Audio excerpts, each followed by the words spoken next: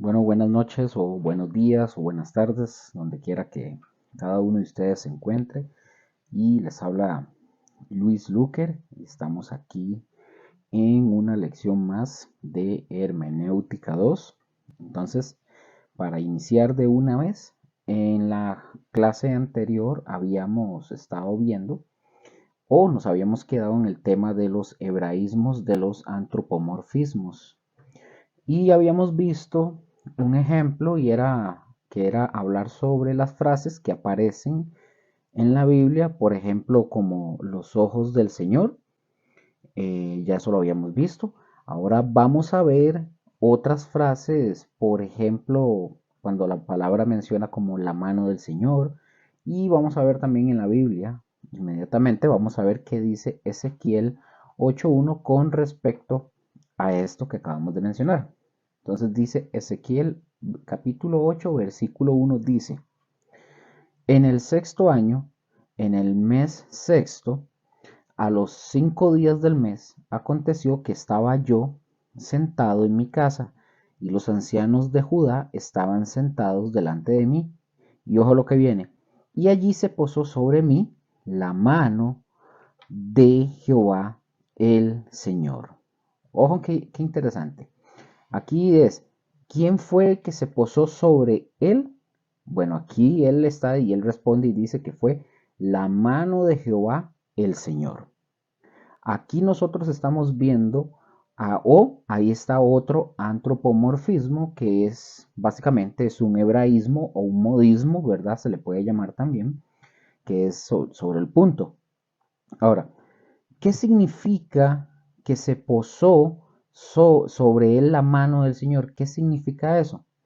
En este caso en particular está hablando que el Señor le daría o le traería al profeta Ezequiel, le iba a dar valor, le iba a dar autoridad, poder y revelación ¿para qué? Para predicar al pueblo, a su pueblo.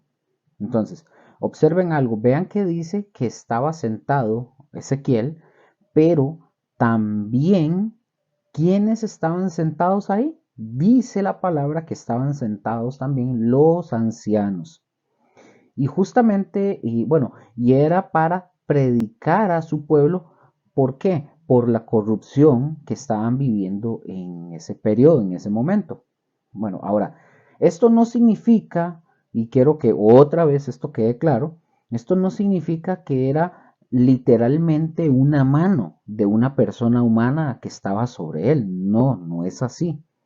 Pero tiene un sentido hablando o usando este antropomorfismo de la mano, tiene lo que nosotros acabamos de decir, la relación con el valor, es decir, la autoridad, el poder, la revelación que Dios le iba a dar o le daría al profeta Ezequiel en ese momento. Entonces yo pregunto, ¿ustedes o alguien de ustedes cree que un profeta ocupe eso cuando Dios lo envía para hablarle a su pueblo, como en el caso de la corrupción que el pueblo estaba viviendo?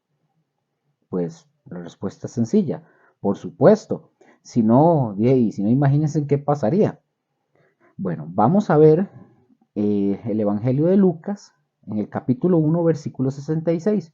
Aquí vamos a ver otro ejemplo. Aquí aparece otro antropomorfismo donde se usa también la mano del Señor, que es exactamente lo que estamos viendo en este momento. Entonces dice Lucas 1, versículo 66. Dice, y todos los que oían las guardaban en su corazón, diciendo, ¿quién pues será este niño? Y la mano del Señor estaba con él.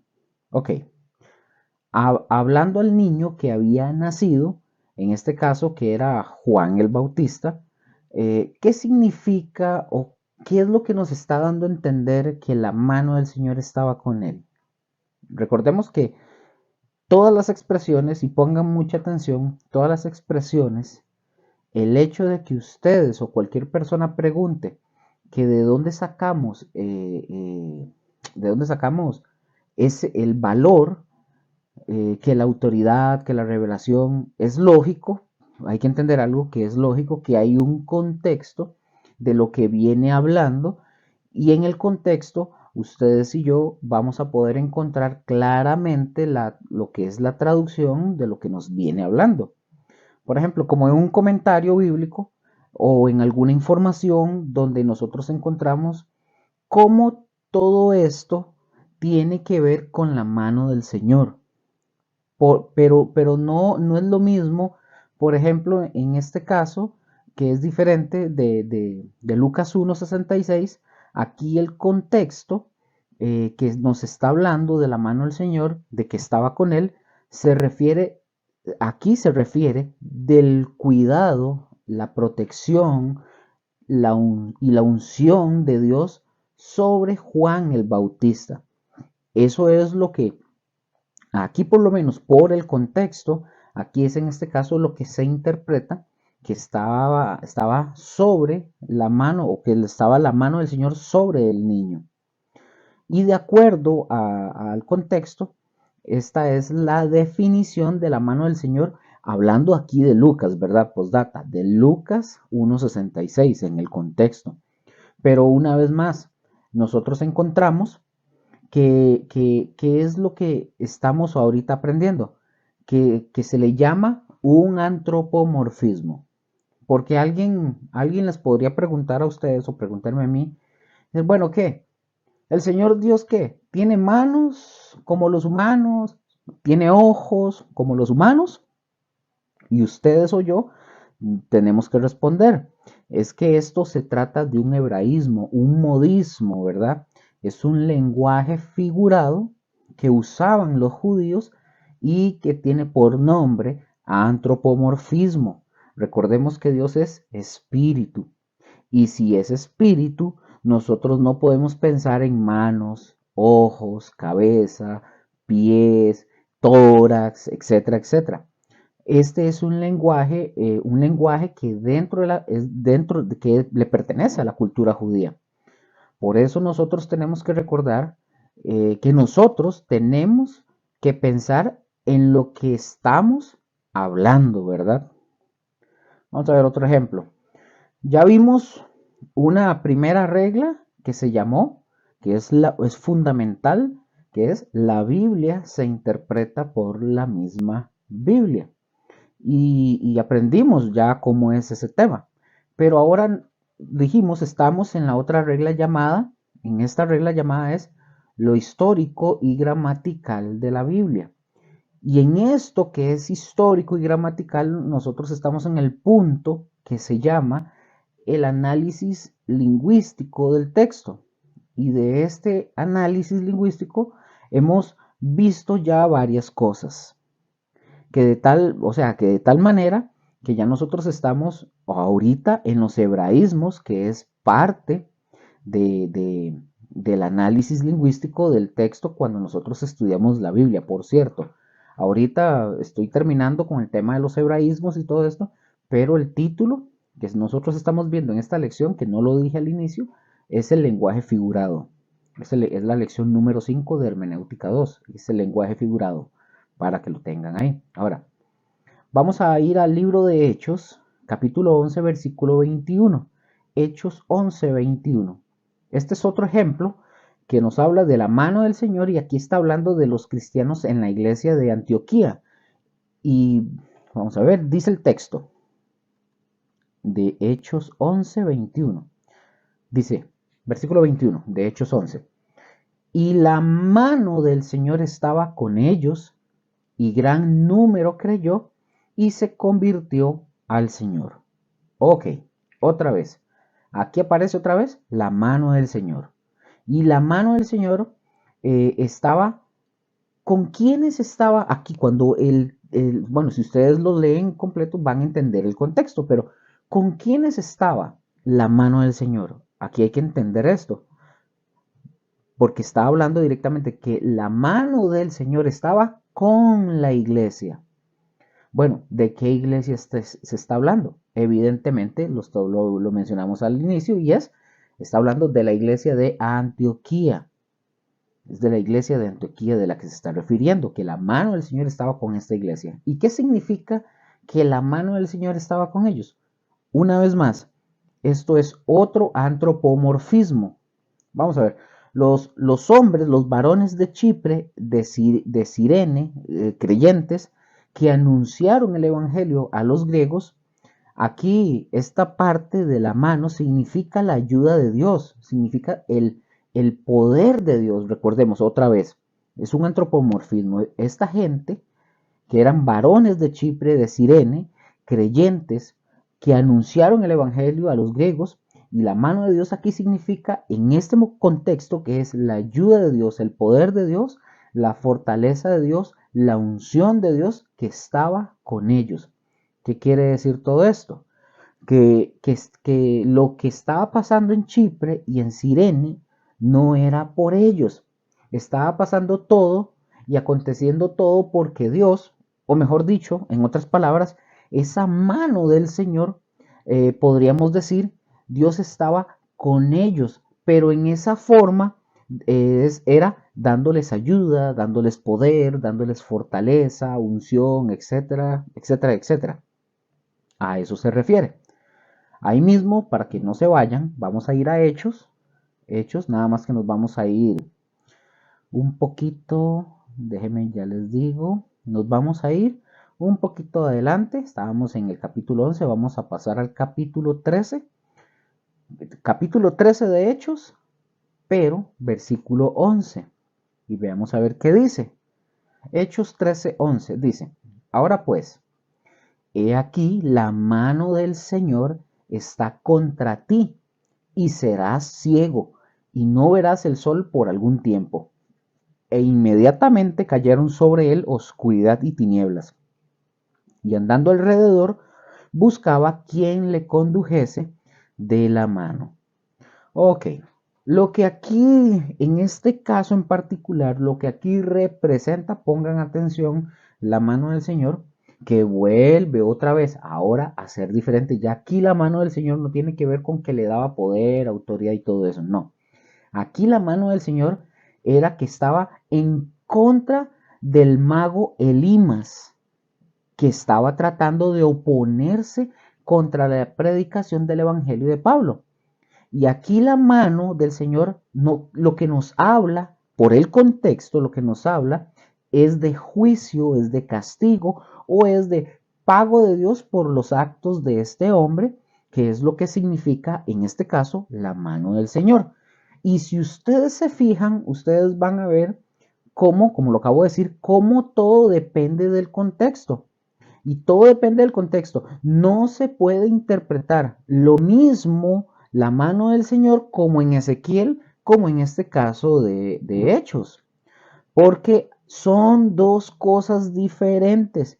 Y nosotros tenemos que comprender que en este caso la mano del Señor se refiere, y ahí mismo nos lo está diciendo, que es un juicio, es un castigo.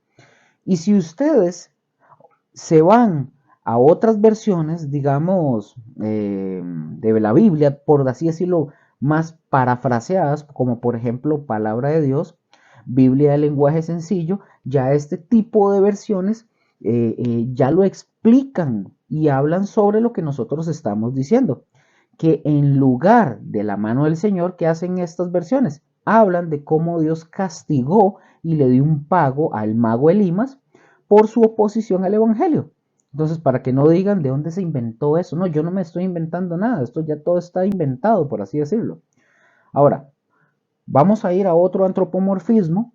Ya nosotros vimos los ojos del Señor, vimos la mano del Señor, ahora vamos a ver la boca del Señor.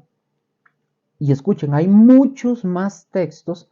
Yo nada más les estoy poniendo unos como ejemplo para que ustedes puedan irlo viendo, lo puedan ir comprendiendo y cuando ustedes se acerquen a la Biblia, ustedes puedan ir analizándolo, lo puedan ver, lo puedan observar y ustedes tienen que hacer su tarea, ¿verdad? A fondo en ese caso. Ahora, eh, les dije que vamos a ir a ver otro caso, vamos a ver. Esta vez, como dije, vamos a ver la boca del Señor. Y ok, la boca del Señor o la boca de Jehová Vamos a ver ahí en Deuteronomio, en el Antiguo Testamento, vamos en Deuteronomio capítulo 8, versículo 3, para que lo puedan buscar. Yo decía que esta es una materia práctica, porque necesitamos hay que estar moviendo la Biblia para todo lado y darnos cuenta de lo que estamos hablando. Deuteronomio 8:3 dice, pongan atención, y te afligió, y te hizo tener hambre, y te sustentó con maná, comida que no conocías tú, ni tus padres la habían conocido, para hacerte saber que no solo de pan vivirá el hombre, mas de todo lo que sale de la boca de Jehová vivirá el hombre. Aquí está hablándole con respecto a Israel, ¿verdad? Ahora, también lo encontramos obviamente en el Nuevo Testamento cuando Jesús fue tentado, ¿verdad? Por Satanás y Jesús le cita este versículo. Pero bueno, aquí, ¿qué nos habla la boca de Dios o de Jehová? Bueno, aquí resalta la importancia, ¿a qué se refiere cuando dice eso?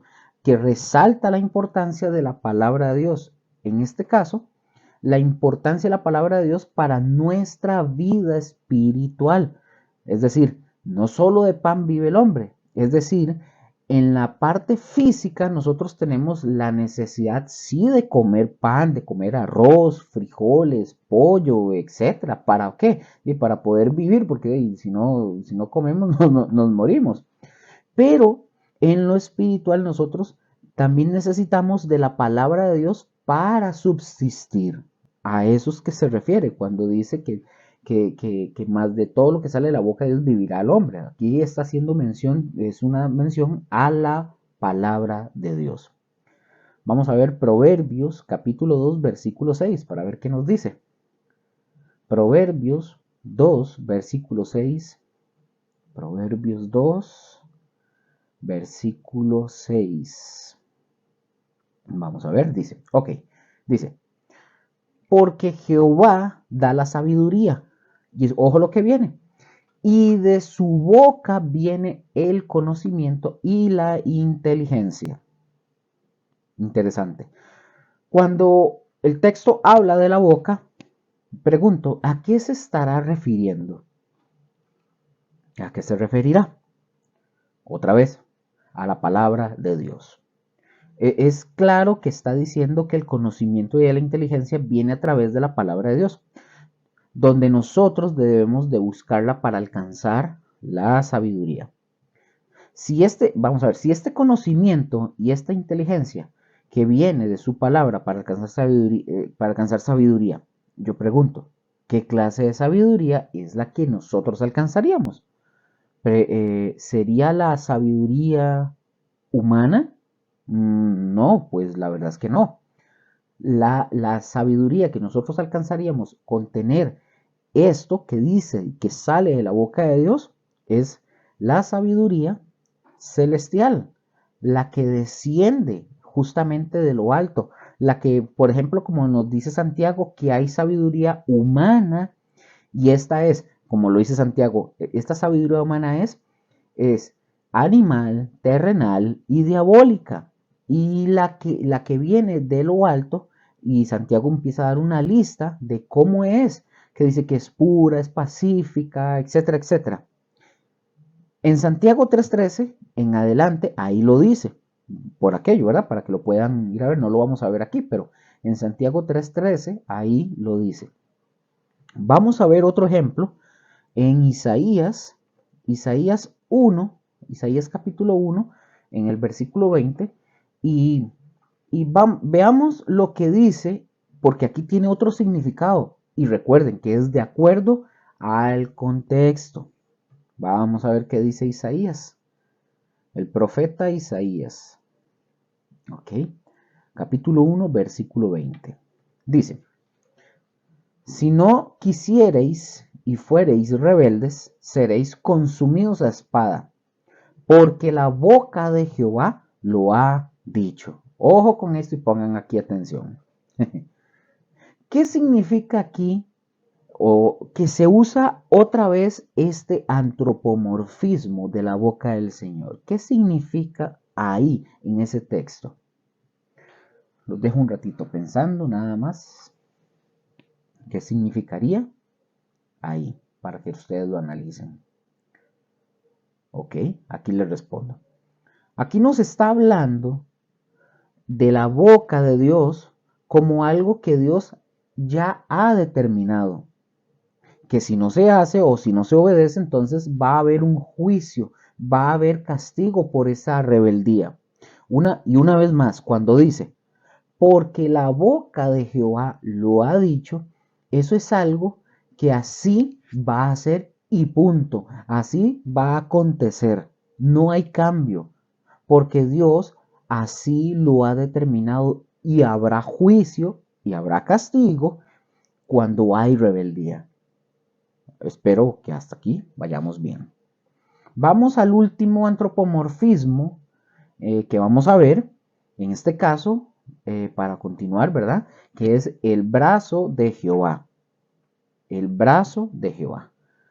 Vamos a ver, podríamos a lo mejor, muy probablemente, encontrar el rostro, que es otro antropomorfismo, pero nada más vamos a ver este, pero recuerden, cada uno de ellos tiene un significado, es un lenguaje figurado que está dándonos a entender un sentido que no que Dios, recuerden, no es que Dios tenga un rostro, no es que Dios tenga un cuerpo, una estatura, no, etcétera, ¿verdad? Vamos a ver, vamos a Deuteronomio capítulo 5, versículo 15. Yo aquí ya lo tengo, ya lo voy a leer. Deuteronomio 5:15 dice: Acuérdate que fuiste siervo en tierra de Egipto, y Jehová tu Dios te sacó de allá con mano fuerte. Ojo, ojo, te sacó, que Jehová tu Dios te sacó de allá. ¿De dónde? De Egipto, con mano fuerte y brazo extendido. Por lo cual Jehová tu Dios te ha mandado que guardes el día de reposo. Ahora, aquí se utilizan dos antropomorfismos y creo que fue muy fácil haberlos visto. Muy fácil se ven. Utiliza dos, que son la mano como número uno, que ya nosotros la vimos, pero ahora menciona el brazo. Ojo con esto. ¿Qué significa aquí o de qué está hablando con respecto al brazo? Aquí, cuando habla del brazo, se refiere al poder con el cual Dios liberó a Israel de Egipto, de la esclavitud, y aquí solamente lo que significa brazo es poder. Eso es lo que significa con poder. Vamos a ver otro ejemplo también. Vamos a ir a Isaías capítulo 30, del versículo 27 al 31. Isaías 30, 27 al 31. Acá lo tengo. Ya lo leo. Dice: He aquí que el nombre de Jehová viene de lejos, su rostro encendido y con llamas de fuego devorador, sus labios llenos de ira y su lengua como fuego que consume, su aliento cual torrente que inunda, llegará hasta el cuello para zarandear a las naciones con criba de destrucción, y el freno estará en las quijadas de los pueblos, haciéndoles errar. Vosotros tendréis cántico como de noche, en que se celebra Pascua y alegría de corazón, como el que va con flauta para venir al monte de Jehová, al fuerte de Israel. Versículo 30. Y Jehová hará oír su potente voz y hará ver el descenso de su brazo, con furor de rostro y llama de fuego consumidor, con torbellino, tempestad y piedra de granizo. Porque Asiria, que hirió con vara, con la voz de Jehová, será quebrantada. Aquí nosotros, y si ustedes prestaron atención desde el principio, nosotros encontramos varios antropomorfismos, como cuáles, por ejemplo, su rostro encendido. ¿Qué habla su rostro encendido? Nos habla de la ira, su enojo por el pecado del pueblo, su enojo por la dureza de sus enemigos. También usa la expresión sus labios llenos de ira, su lengua como fuego que consume, y refiriéndose en este caso ambas cosas, la declaración de sus palabras para traer juicio contra el pecado. Pero también luego habla de su aliento como un soplo tempestuoso, no para llenar de, ojo con esto, no para llenar de espíritu a nadie, sino para juzgar a las naciones. Y por último, también vemos que habla de su potente voz, que hará oír, y su brazo con furor contra Siria. Y aquí lo que nos está diciendo es que hará sentir Dios todo su poder trayendo juicio para quebrantarla y humillar a Asiria, que eran enemigos, ¿verdad?, de Israel en este caso. Ahora, esto es lo que estamos viendo ya o aquí con el tema de los antropomorfismos. Y ya nosotros hemos visto hasta aquí ya varios hebraísmos. Así es como se les considera, que es todo un lenguaje, ya ustedes lo vieron. Ahora, la forma en la que ustedes van a aprender más de estos es practicándolos. Con práctica, práctica, práctica y práctica. Hay que ejercitarse en el estudio de la palabra porque es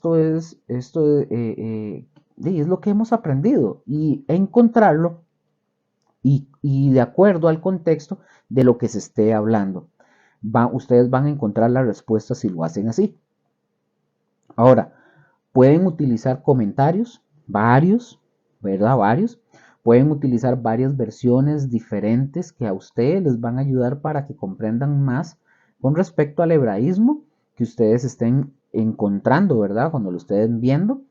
Y recuerden que hebraísmos de lo absoluto por lo relativo, hebraísmos de lenguaje de filiación, hijo de, hija de.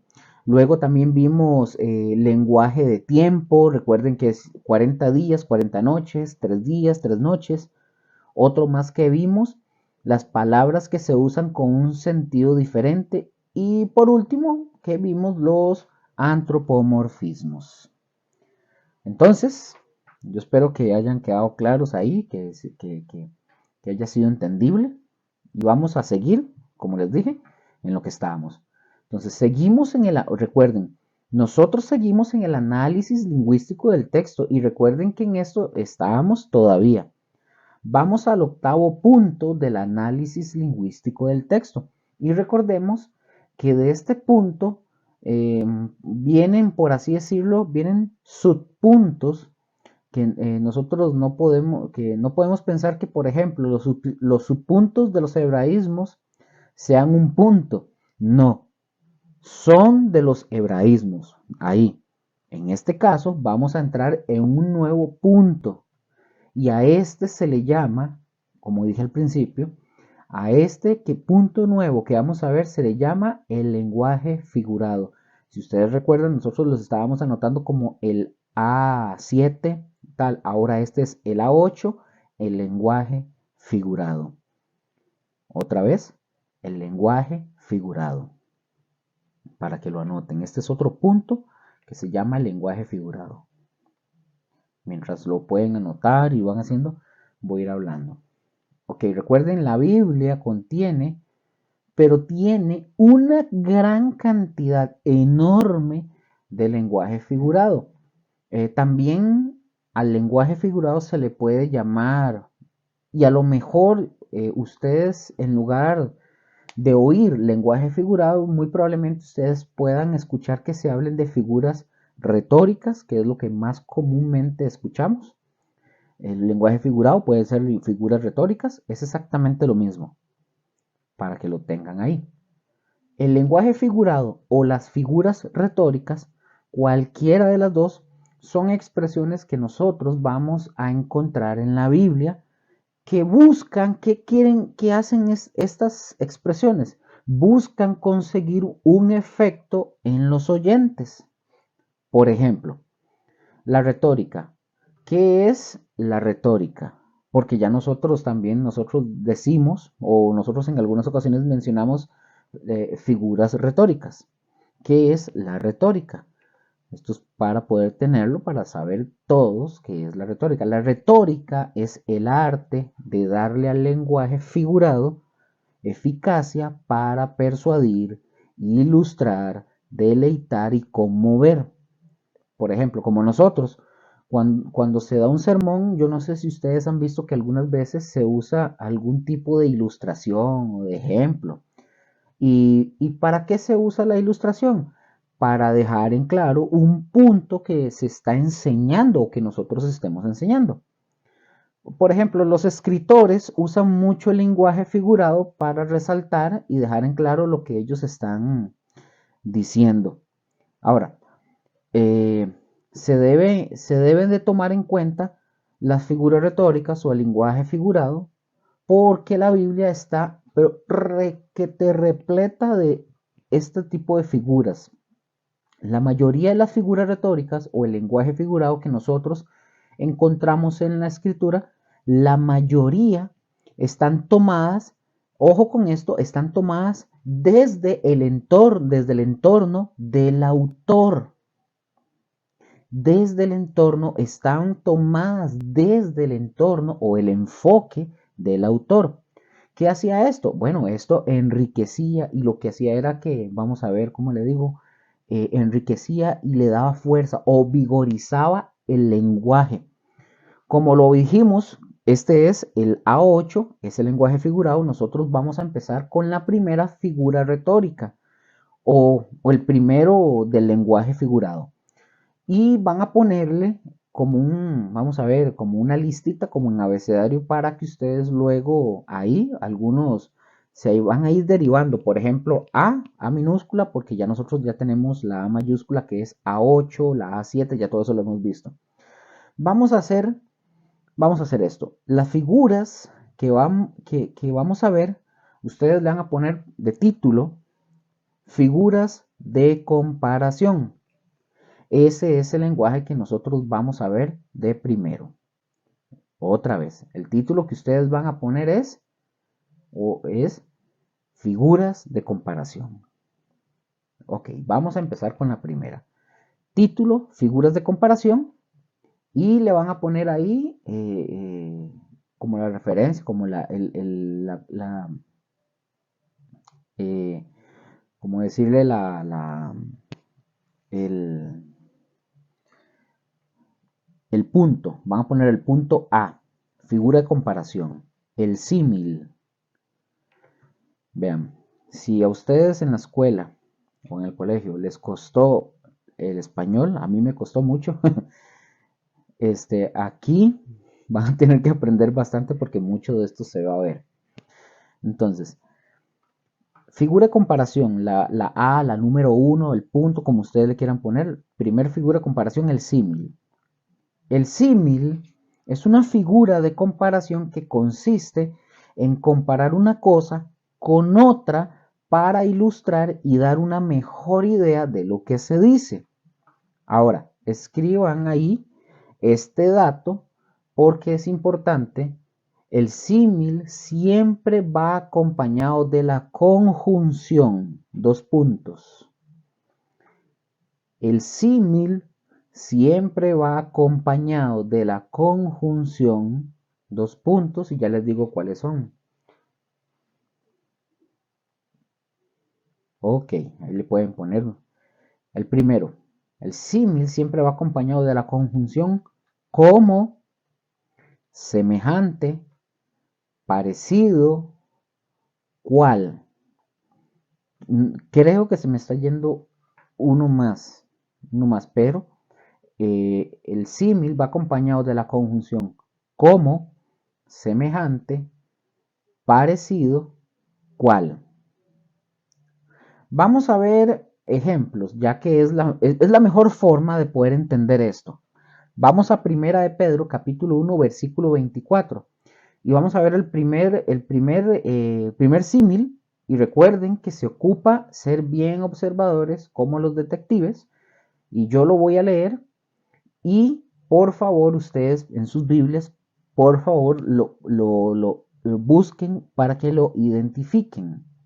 Dice Primera de Pedro, capítulo 1, versículo 24. Dice, porque Toda carne es como hierba, y toda la gloria del hombre como flor de la hierba. Y la hierba se seca y la flor se cae. Ok, ok. No sé, vamos a ver. Si se fijaron bien, eh, ahí encontramos varios símiles. Encontramos dos símiles ahí. En este versículo hay dos. Cuando dice son dos, uno es como hierba y el otro que observamos es como flor. Ahí está la conjunción como. Es decir, esto está hablando de que la vida del hombre, pero ojo, no dice que la vida del hombre es una hierba. No, está comparando. Es decir, se compara la vida con este símil, la vida del hombre es comparada con la hierba.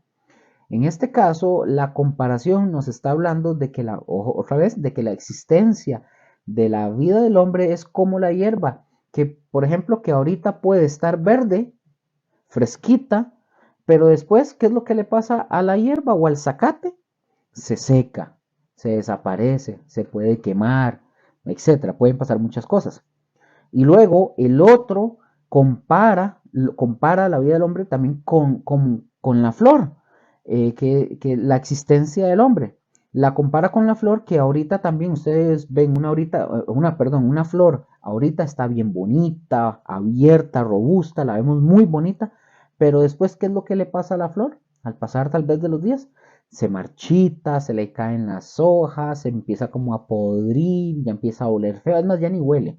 ¿Qué pasa? Deja de existir y hasta que se tira o se tira en la basura o se pone en el fuego, ahí se acaba la existencia de la flor. Así compara la vida del hombre. Ahora, no les di un punto clave, que se me olvidó en un punto clave en el símil, y esto sí lo pueden anotar para los que lo estén anotando, porque esto es sumamente importante. La comparación en un símil es solo con una característica, solo una. Por ejemplo, cuando dice como la hierba y como la flor, se compara la vida del hombre con una sola característica.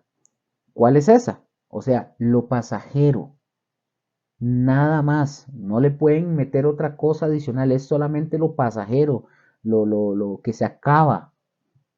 Yo esto lo menciono porque alguien podría tomar esa cita y decir que la vida del hombre es como la hierba y luego que las hierbas se hacen así, que se hacen allá y que luego le sacan y los hacen perfume. No, nada de eso. Solo se compara con solo es una característica, nada más. ¿Y qué hace esta gente? De que empiezan a sacarle como 20.000 características de la cual no habla el texto, no nos habla el símil. Ya está hablando algo que el autor, si alguien hace eso, estaría hablando algo que el autor nunca quiso decir. Y recuerden, el contexto mismo me está dando a entender cuál es la característica a la cual se está refiriendo. En este caso, se está usando la característica que la existencia de la vida de un ser humano es como la hierba o es como la flor, que básicamente se seca y se marchita. Punto, se acabó. Así es la vida del hombre, es pasajera. No más, no se le puede sacar nada más. Vamos a ver otro más. Vamos al libro de Salmos, capítulo 42, versículo 1. Salmos 42, 1. Y dice, ojo, este salmo es muy bonito. Como el ciervo brama por las corrientes de las aguas, así clama por ti, oh Dios, el alma mía. Este símil está facilísimo. El cómo, ya sabemos, ahí está. Ese es fácil, está en el puro inicio. Ahora, ¿cuál es la característica que se compara aquí en el Salmo 42.1? Ya sabemos que el símil es como, ¿verdad? Como el ciervo. Pero, ¿cuál es la comparación? ¿Con qué se está comparando? Bueno, se está comparando con un ciervo, con un animal del campo, con un venado y dice que así como un ciervo brama cuando tiene sed por las aguas, porque braman, o sea, si ustedes alguna vez pongan un video en YouTube, lo pueden hacer, búsquenlo y busquen cómo braman estos animales y porque lo hacen muy fuerte. Entonces, la comparación es, el salmista lo que nos está diciendo es básicamente lo que está diciendo es, ¿cuánto te necesito, Señor? Esa es la comparación, o sea, es una desesperación, es la comparación, ¿cuánto te necesito? Así como eh, eh, eh, el siervo del Señor necesita el agua para su vida, así yo te necesito a ti, así clamándole al Señor para mi vida, o sea, es decir, dependo de ti, yo te necesito, dependemos del Señor, pero es la única comparación con la que se necesita ahí. Es más, esa comparación es la necesidad de Dios como el siervo, así es lo que se está comparando básicamente. Ahora, aquí hago una pregunta. No sé cuántos de ustedes podrían realmente decir, Señor, yo de verdad te necesito. O sea, sin ti yo no puedo vivir. A veces, básicamente nosotros, con mi esposa, cuando estamos nosotros orando en nuestro tiempo, en algunas ocasiones nosotros hemos mencionado, no podemos. Tiene que haber un clamor, una desesperación, porque necesitamos, dependemos de Él. Por eso dice, así como el siervo es la comparación, necesitamos del Señor. Vamos a ver Jeremías. Vamos a Jeremías, capítulo 23, versículo 29. Ahora, aquí ya es diferente por el contexto. Nada más estamos viendo el versículo, pero cuando ustedes y yo leemos el contexto, nos va a llevar a entender a lo que se está refiriendo para poder comprenderlo mejor. Jeremías 23, 29 dice, ¿no es mi palabra como fuego? Aquí está hablando Dios. Dice, ¿no es mi palabra como fuego? Dice Jehová. Y como martillo que quebranta la piedra. Aquí ya podemos encontrar dos símiles, sí, dos símiles. No es mi palabra como, y luego, y como martillo. Esta está súper fácil de encontrarlo. Pero para poder darle el sentido correcto, hay que ver el contexto. ¿Y de qué nos habla el contexto? Bueno, el contexto está hablando que los profetas estaban hablándole a su pueblo no la palabra de Dios. Estaban hablándole al pueblo sus propias palabras, estaban teniendo sueños y les decían sus sueños, los de los profetas, ¿verdad? Lo que a ellos se les antojaba y lo que ellos querían. Y el pueblo, ¿qué hacía? Seguía en el pecado. El pueblo no estaba cambiando. Oigan, y esto es una realidad para hoy, para nosotros también. No crean que esto fue para Israel, pero hoy nosotros estamos viviendo casi que lo mismo.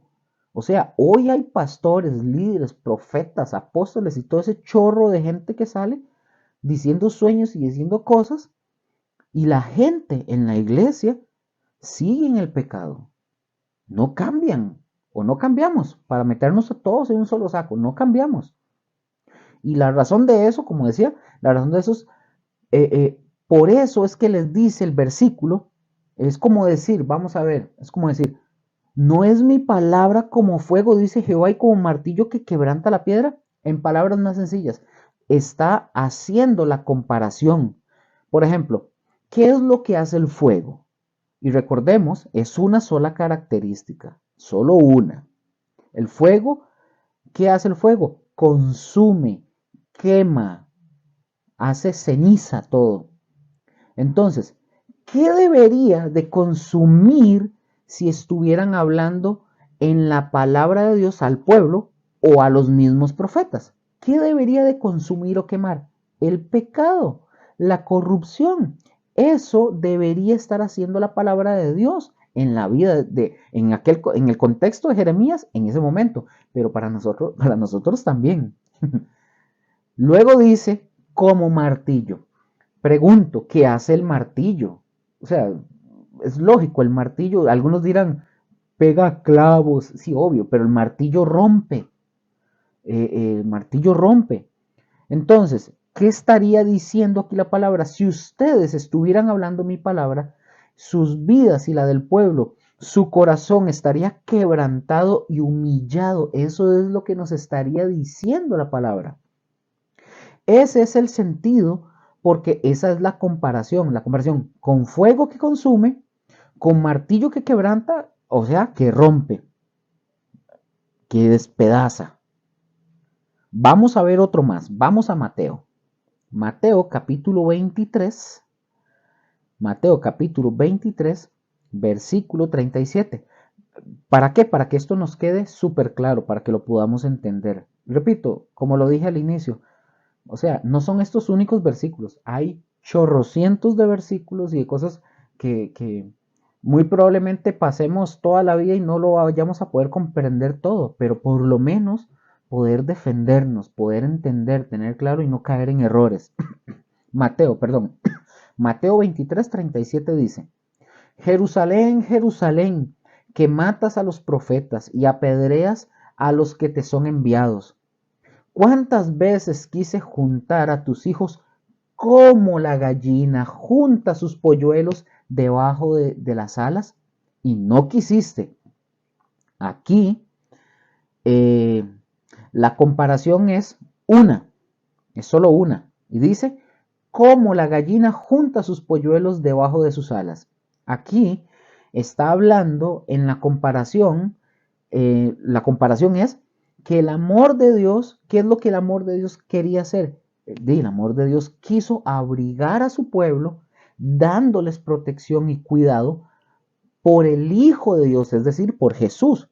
Pero ellos no quisieron, no lo reconocieron y no lo recibieron. Como no recibieron el amor de Dios, básicamente lo rechazaron. Entonces, al rechazarlo, ¿qué es lo que ellos van a recibir? Juicio, castigo. De eso es lo que está hablando la palabra. Pero, escuchen esto, pero la comparación aquí, como la gallina, se refiere al amor de Dios tratando de abrigar a su pueblo para darles protección y cuidado para salvarlos. ¿Pero qué hizo Israel? No quisieron. Simple y sencillo, no quisieron. Así es, esto es muy importante de considerar y nosotros tenemos que tener mucho cuidado de no ahondar mucho en el contenido de un símil. Es decir, no tratemos de sacarle muchas comparaciones, porque el símil solamente se puede comparar con una característica, nada más. No traten de indagar más porque lo que pueden llegar a hacer es decir cosas, por ejemplo, donde se puede cometer un error. Isaías 44:22 dice, yo deshice como una nube tus rebeliones y como niebla tus pecados. Vuélvete a mí porque yo te redimí.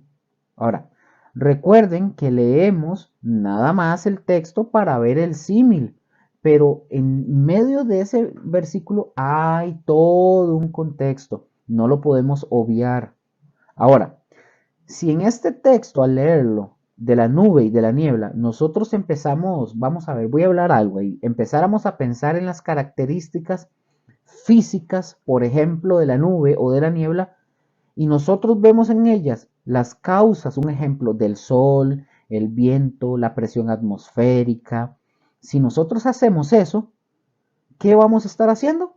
Cometiendo un grave error. ¿Por qué motivo, Luker? Porque nos vamos a salir de la idea central del autor al usar el símil. Y recuerden que los símiles tienen la idea de resaltar el mensaje que se quiere dar, pero en comparación con una sola cosa, nada más una.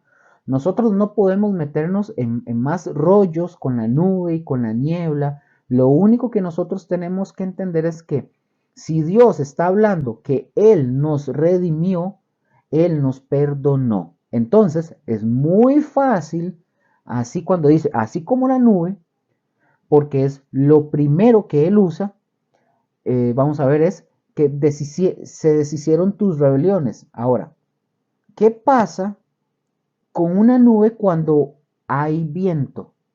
Simple y sencillamente lo que hace el viento es empujar las nubes. ¿Qué hace la nube? Se desvanece. Entonces, si está diciéndoles, si Dios está diciéndoles, yo perdoné tus pecados, y luego dice, cuando dice, yo perdoné tus pecados, cuando dice, como la nube, lo que está diciendo es que básicamente Él quita el pecado. Él perdona, Él los quita. Entonces, la idea es que como la nube, de ahí viene el viento y el viento sopla, la nube se disipa. Ahora, cuando menciona la niebla, igual, ¿qué pasa con la niebla? La niebla permanece hasta que el sol sale. ¿Y qué pasa cuando sale el sol? Simple y sencillo, la niebla se desvanece. Y escuchen, este es el mensaje que le está diciendo. O sea, sus pecados han sido borrados y perdonados. Por lo tanto, Dios les está diciendo, vuélvanse a mí. Eso es. ¿Y cuál es la condición? Que se arrepientan, simple y sencillamente. Vuélvanse a mí y así será. Y ya. Eso es el mensaje de Cristo. Igualito viene el mensaje a nosotros y Jesús nos dice, a nosotros cuando nosotros conocimos al Señor, arrepiéntete porque el reino de los cielos se ha acercado a vosotros. ¿Qué tengo que hacer? Pues arrepentirme para poder participar en el reino de Dios. Tan sencillo como eso. Ahora, esto es lo que quiere decir aquí el símil. No está hablando del sol, del viento ni de la presión atmosférica. Alguien podría meterse vamos a ver, alguien se podría meter en una manera así loca eso. Pues no, o sea, mandaría la parada. Ya si hace eso, se salió totalmente de lo que es correcto. Recordemos, el símil apunta a una sola característica de comparación, no a muchas, a una sola. Vamos a Mateo 18.1. Aquí esto es interesante y lo vamos a ver. Mateo 18.1. Aquí la comparación que está usando Jesús es que Él les dice, y dice 18.1, en aquel tiempo los discípulos vinieron a Jesús diciendo, ¿quién es el mayor en el reino de los cielos? Y llamando Jesús a un niño lo puso en medio de ellos y le dijo, de cierto os digo que si no os volvéis, os hacéis como niños, no entraréis en el reino de los cielos. Ahora yo hago una pregunta. ¿Quién de nosotros, teniendo 42 o 40 y tantos años, podemos volver a ser niños en lo natural? O sea, la respuesta es básica. No se puede, es imposible. Porque es un símil lo que está mencionando ahí el Señor. ¿Cuál es la comparación en este caso de ser como niños? Vamos a ver, el problema, antes de mencionar eso, el problema que ellos tenían es que estaban compitiendo a ver quién era el más grande entre los discípulos, ¿verdad? Ahí estaban discutiendo. ¿Por qué? Porque eran orgullosos y eran soberbios. La comparación de ser como niños es ¿a qué se refiere? Es que nosotros no tengamos esos aires de orgullo y de grandeza, a eso se refiere, sino que nosotros, en lugar de tener actitudes